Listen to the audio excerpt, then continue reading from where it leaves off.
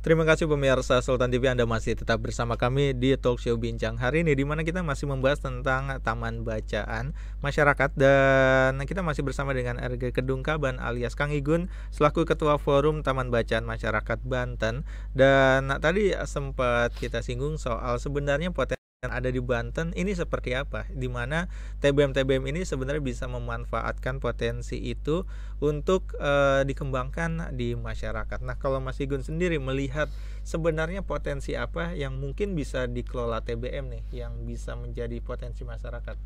Jadi gini, kebetulan kan saya sering bikin film dokumenter ya. Saya sering bikin film dokumenter keliling Banten. Ya sebetulnya potensi di Banten ya cukup luar biasa ya. Iya.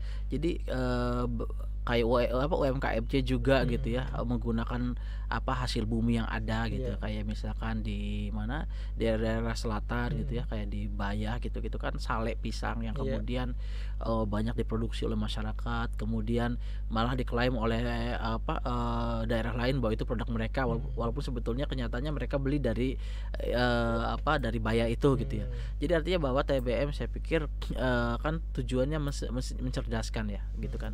Jadi sebetulnya ke depan bahkan TBM itu dibentuk berdasarkan karakter masyarakat dan potensi yang ada. Misalkan kalau kemudian di situ masyarakat pertanian, maka buku-buku yang disediakan itu ya lebih banyak buku pertanian. Oke. Dan pelatihan-pelatihan keilmuannya juga tentang pertanian gitu. Sehingga nanti masyarakat di sana akan berdaya dengan sumber daya alam yang ada gitu. Iya. Jadi memang TBM itu kan sebetulnya fungsinya mendorong itu gitu kan. Nah tinggal tadi gitu kan, apakah ini akan bisa diwujudkan menjadi program di masing-masing TBM? Itu sangat mungkin. Tetapi kembali lagi, jangan kemudian ini diserahkan oleh relawan TBM saja. Karena relawan TBM itu orang-orang yang sebetulnya sudah, saya pikir ketika dia jadi relawan saja meluangkan waktunya untuk membagi kehidupannya, kebutuhan keluarganya, aktivitas kehidupannya dengan mengurusin orang aja sudah luar biasa gitu. Nah maka saya pikir ini harus ada dukungan program. Saya pikir dukungan programnya ya tentu saja tadi melibatkan pemerintah dan swasta. Nah makanya menurut saya dengan adanya forum TBM ini, ayo kita kerucutkan program apa yang harus dikerjakan untuk masing-masing TBM yang ada di kabupaten kota gitu ya, melalui koordinasi forum TBM provinsi dan kabupaten kota. Nah jadi nanti lebih terarah gitu loh maksud saya. Dan itu tentu saja dalam hal ini ya dukungan dana itu juga perlu gitu kan. Karena tanpa dana ya, walaupun dana bukan segala-galanya, tetapi kalau bicara etos kerja ya, semangat teman-teman relawan ya sudah dibuktikan dengan tanpa ada dukungan saja mereka sudah bisa melakukan kegiatan-kegiatan. Ya tinggal untuk kesempurnaannya gitu, agar lebih eksistensinya terjaga ya tentu saja ya harus ada dukungan dari pemerintah dan swasta, saya pikir. Benar, karena ketika mungkin TBM ingin berkembang gitu ya, pasti pengen program-program dari para relawan ini juga benar-benar berjalan gitu, dan itu juga butuh dukungan masyarakat dan juga pemerintah. Karena gini, kalaupun ada program contoh misalkan, saya bikin program kelas film misalkan, kalau kayak kelas film yang saya buat itu kan yang lebih dominan menjadi pengajar kan saya, karena memang kalau saya punya banyak teman para sinias gitu, tapi kalau semua saya rekrut kan tentu harus saya kasih mungkin ya honor gitu ya. Nah jadi saya pikir bahwa kegiatan-kegiatan yang di TBM itu nanti kedepannya saya harapkan itu ada kegiatan yang memang tadi yang mendatangkan narasumber gitu ya, itu memang tenaga profesional dan tentu saja kan harus dihonori gitu. Nah maka kalau kemudian sama sekali tidak ada anggaran, yang terjadi nanti yang jadi tutor ya relawan-relawan juga ya. Tentu saja kan dengan keterbatasan waktu dan keilmuan, saya pikir. Nah ini akan membuat TBM ya berjalan di tempat begitu-begitu saja. Tidak maksimal. Ya, dan yang kan begini, yang menarik itu sebetulnya pemerintah itu di masing-masing dinas kan sebetulnya punya agenda yang hampir sama, tinggal dikerjakan sama-sama saja. Misalkan saya kalau tidak salah dengar waktu itu pernah saya kami audiensi dengan para dinas itu di DPRD Komisi 5 gitu ya. Itu kan ada dinas pendidikan, kemudian ada dinas perpustakaan dan kearsipan ya, kemudian ada Dispora, ada dinas pemberdayaan masyarakat desa, dinas perlindungan anak dan perempuan misalkan.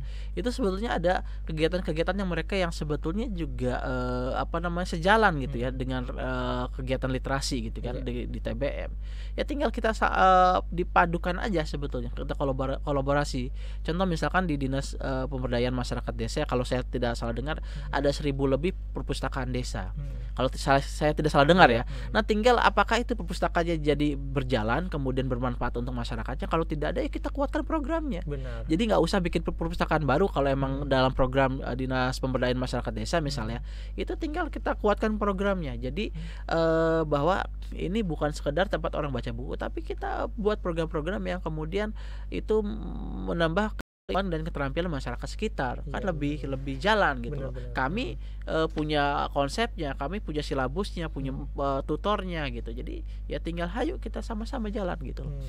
Jadi memang sebenarnya banyak program-program yang mungkin dari pemerintah daerah ini sudah ada, tapi kurang dikolaborasikan gitu ya dengan sumber daya yang ada di masyarakat.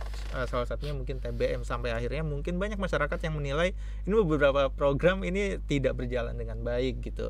Dan sebenarnya ini apakah ada kendala itu ketika mungkin dari pemerintah daerah atau mungkin juga dinas-dinas ini sampai akhirnya kurang melihat mungkin TBM atau mungkin juga potensi masyarakat yang ada. Oke ya, saya tentu saja tidak akan membicarakan masa lalu yang kemarin-kemarin karena saya baru menjabat sebulan lebih. Nah, makanya dengan kepengurusan saya dan teman-teman yang baru ini di Forum TBM Banten, jadi kami berupaya membuka jejaring ini baik dengan swasta maupun pemerintah. Termasuk saya kemarin juga diskusi dengan humas di anak perusahaan KS ya, salah satu anak perusahaan KS gitu kan, bagaimana sih yang diharapkan oleh CSR yang bisa digelontorkan yang kemudian juga itu berdampak pada masyarakat misalkan. Nah, artinya bahwa kami gitu mencoba tetap membuka jejaring itu, kami juga mensosialisasikan program-program kami gitu kan, bahwa ini program-program kami ini program-program yang akan dampaknya akan terasa terhadap masyarakat, tinggal ayo kita kerjakan sama-sama gitu. Artinya bahwa pemerintah punya program apa yang sejalan, kita kuatkan gitu kan. Nah, tenaga ahlinya insya Allah kita siapkan. Jadi kalau selama ini tidak terjalin dengan baik, saya nggak tahu apakah memang komunikasinya tidak terjadi gitu kan, atau jangan-jangan sudah tapi kemudian karena ada kepentingan masing-masing tidak juga menyatu. Nah, saya pikir mari dimulai saat ini kepentingan kita harus dipersatukan, bahwa kepentingan kita bersama adalah mensejahterakan masyarakat melalui peningkatan SDM, bahwa masyarakat jangan dibiarkan mereka tumbuh sendirian gitu. Saya kasih contoh ya, misalnya begini, saya secara pribadi saya kan bertekuni dunia kreatif sejak lama ya. Ketika saya pergi kemanapun, misalkan ketemu teman lama atau ketemu saudara misalkan, ajak saya kerja sih katanya. Kadang-kadang saya bingung ya, ngajak kerjanya gimana, karena saya sendiri di dunia kreatif. Benar. Itu nggak bisa tiba-tiba orang, yuk kamu jadi penulis skenario ya, yuk kamu jadi kameramen ya, yuk kamu jadi editing, kan nggak bisa. Benar. Itu butuh keilmuan yang diajarkan kan gitu. Nah, sementara ada kondisi-kondisi di mana di beberapa di banyak kejadian, misalkan saya punya teman nih, kayak teman ada penulis skenario ya, teman penulis skenario ini kadang-kadang nelfon saya, weh bro, gue lagi ini nih kewalahan nih, lagi garap stripping sinetron gitu ya, tolong dong bantuin bikin lu pegang dong naskahnya nih sebagian gitu ya, di beberapa episode lu pegang.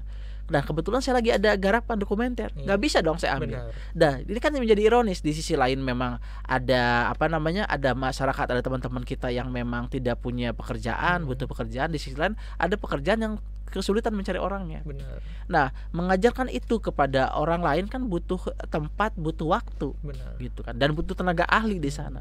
Jadi saya pikir dengan sekarang fenomena kita di mana angka pengangguran itu tinggi gitu ya.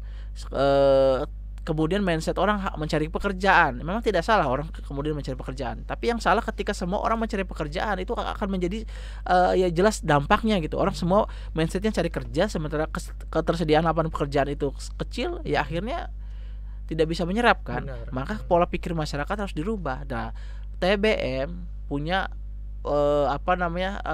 peran strategis untuk merubah pola pikir masyarakat. Maka program-program TBM harus kemudian didorong oleh banyak pihak, jadi supaya dampaknya kepada masyarakat langsung gitu. Benar-benar. Jadi ini pentingnya kehadiran TBM ini disinergikan dengan Ya. program-program pemerintah, khususnya juga OPD-OPD yang ada di pemerintah daerah gitu ya. Karena dengan mungkin disinergikan, ini peran dari TBM ini juga semakin berkembang Ya. dan mungkin juga semakin menarik untuk masyarakat, karena ya mindset masyarakat juga sudah berubah, tidak menganggap TBM ini sebagai taman bacaan saja gitu. Tapi dengan adanya mungkin digitalisasi sekarang gitu, karena banyak yang menganggap TBM ini isinya hanya buku gitu.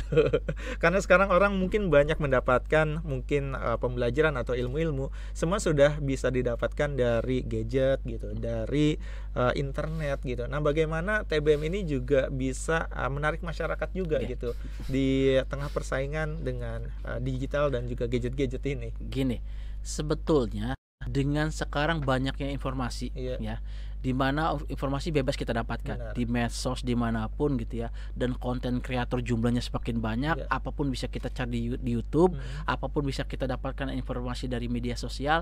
Tapi sebetulnya semakin terbuka informasi seperti ini, maka semakin sulit mencari informasi yang valid sebetulnya. Kalau kita mau jujur, kita sekarang ini juga digempur oleh berita-berita hoax kan. Benar. Nah, artinya masyarakat juga tidak punya kemampuan untuk memfilter itu, bahkan untuk membedakan mana berita hoax dan tidak juga masyarakat kan nggak tahu. Satu kasus bagaimana dulu di zaman saya jadi reporter TV misalkan, itu tahun 2009 itu marak persoalan penculikan anak ya, dan itu terulang terus sampai sekarang pun marak ya.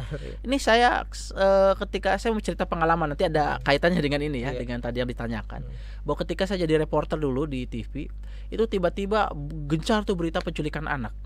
Tetapi kami sebagai orang yang di lapangan yang meng-cross check data itu sebetulnya tidak ada.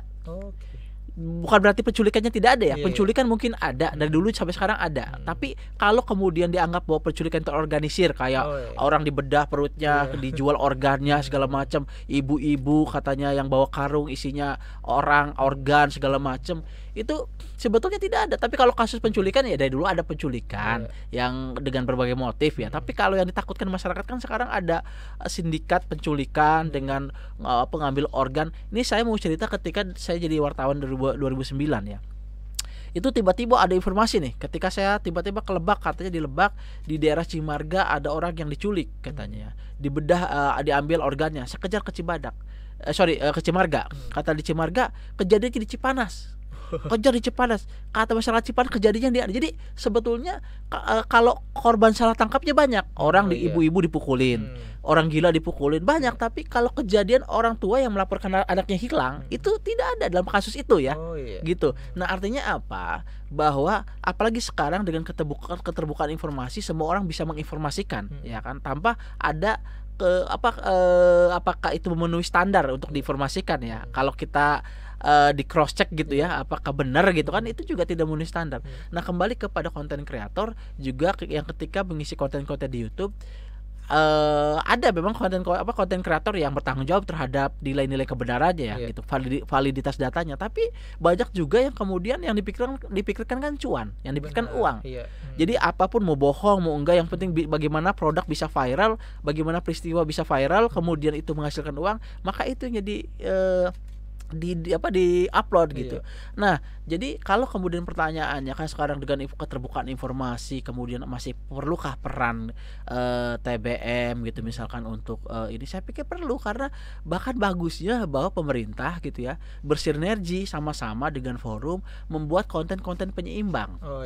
Gitu. Saya kasih satu contoh, saya kasih satu contoh ketika saya jadi reporter Badan TV dulu, itu dirangkas ada orang buta kerjanya servis elektronik.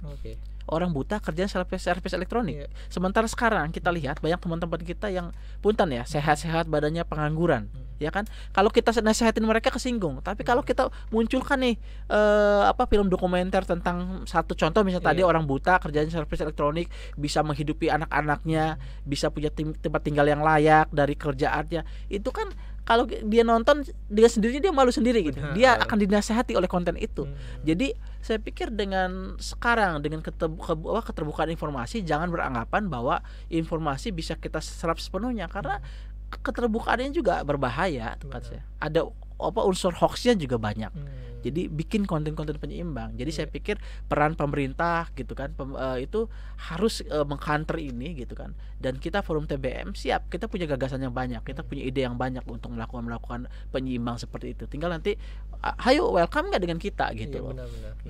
Jadi sebenarnya TBM ini bukan harus bersaing dengan konten-konten yang ada di internet atau digital gitu, tapi sebenarnya ini bisa memanfaatkan konten digital juga gitu ya, untuk lebih banyak mengedukasi masyarakat, dan memang itu perlu dukungan dari pemerintah daerah khususnya gitu ya. Iya. Jadi kalau contoh misalnya gini, kita membaca tentang kalau misalnya kita kasih contoh misalkan. Kemudian saya bisa content creator nih, kemudian pengen kita bikin tutorial masakan yang enak. Kemudian dibikin tuh masakan campur anu. Pemirsa di luar hanya melihat gambarnya. Benar. Enak atau tidak kan nggak tahu. Kemudian si content creator nih, sayanya begitu nyicipin makanan enak, bisa aja kan ngomong mantap, rasanya pas, padahal siapa yang tahu itu cuma gambar. Ternyata begitu dipraktekin di rumah, ternyata bumbu ini dipadukan dengan bumbu ini dengan proses begini ternyata nggak enak misalkan. Artinya di situ saja bahwa bahwa itu juga bisa dikatakan hoax kalau ya kan, menyesatkan gitu si orang yang buat. Walaupun saya nggak tahu apakah itu terjadi di konten masakan, saya tidak tahu ya. Ini hanya contoh gitu. Artinya bahwa kayak misalkan tulisan di koran gitu atau tulisan buku itu kan udah melalui penyuntingan gitu loh ya. Jadi aksi penulisnya jelas, dia akan bertanggung jawab terhadap tulisannya gitu kalau itu karya-karya non fiksi gitu ya. Jadi kecuali fiksi nggak perlu bertanggung jawab terhadap datanya, namanya fiksi ya gitu kan ya. Nah, jadi disitulah ketika kita melihat dari sumber yang resmi gitu. Contoh misalnya kalau saya sekarang ngelihat berita nih di medsos kan banyak sekali berita. Kadang-kadang saya yang nggak jelas di medianya saya lewat. Saya cari media yang memang dia sudah jelas di media nih gitu kan, kredibel, sehingga nanti mereka tentu bertanggung jawab terhadap ininya gitu. Walaupun juga tidak menutup kemungkinan mereka salah gitu ya. Salah memberitakan itu bisa saja terjadi, tapi lebih parah lagi kalau kemudian medianya nggak jelas gitu kan. Itu menurut saya. Itu yang sebenarnya banyak terjadi di masyarakat gitu ya.